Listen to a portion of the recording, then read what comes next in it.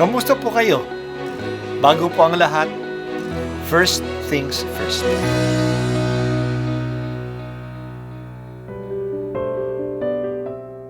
Ang pagbasa mula sa Aklat ng Mga Hari.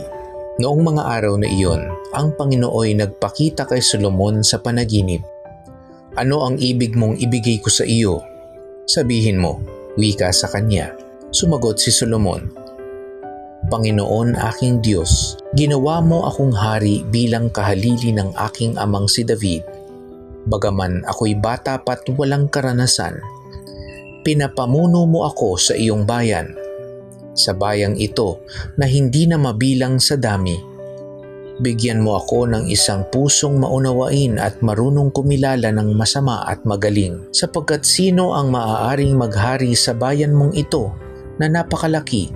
Ikinalugod ng Panginoon ang hiling ni Solomon, kaya't sinabi sa kanya, Yamang hindi ka humiling para sa iyong sarili ng mahabang buhay o kayamanan o kamatayan ng iyong mga kaaway, kundi ang hiniling mo'y pagkaunawa at katalinuhang humatol. Ipagkakaloob ko sa iyo ang hinihiling mo. Bibigyan kita ng karunungan na walang kapantay, maging sa mga nauna, maging sa mga susunod pa sa iyo.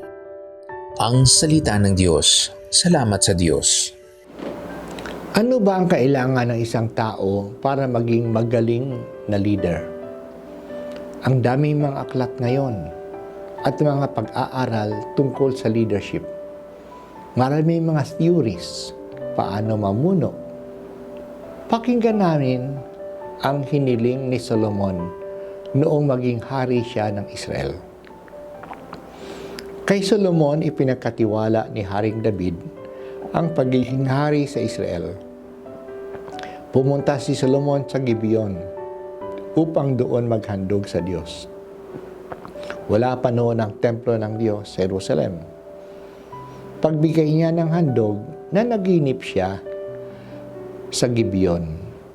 Sa kanyang panaginip, nagpasabi ang Diyos kung ano ang hihilingin niya na ibibigay ng Diyos sa kanya bilang bagong hari sa Jerusalem. Ang kanyang hiningi, sabi niya, bigyan mo ako ng isang pusong maunawain at marunong kumilala ng masama at magaling. Para sa kanya, ito ang kailangan niya para mamuno sa bayan ng Diyos na pinagkatiwala sa kanya.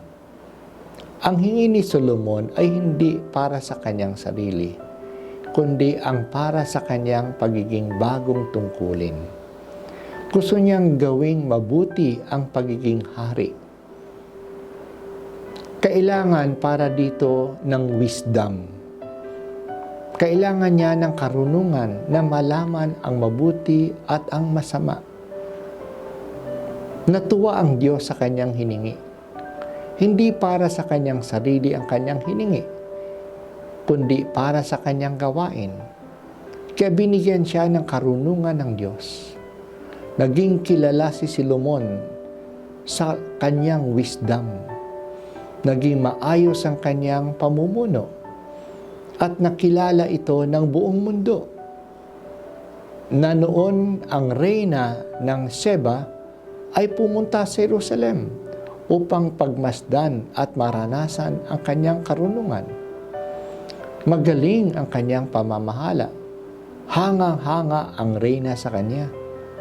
Binigyan din si Solomon ng Diyos ng hindi niya hinihingi. Kayamanan, mahabang buhay at katadagan sa kanyang pamumuno. Marunong si Solomon humingi ng importanteng bagay.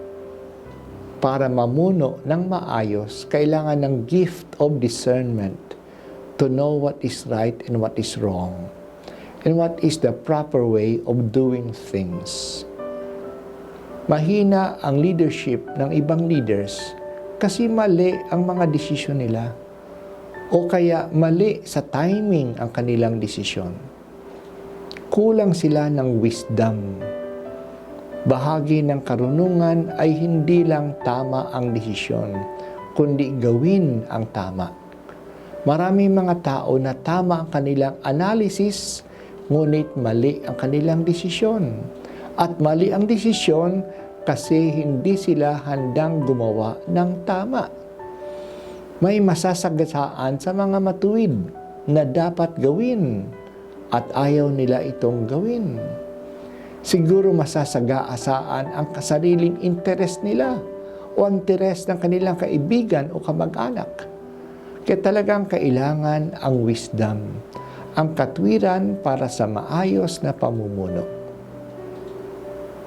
Panginoong Diyos, ibig kong gawin ang matuwid sa aking mga responsibilidad.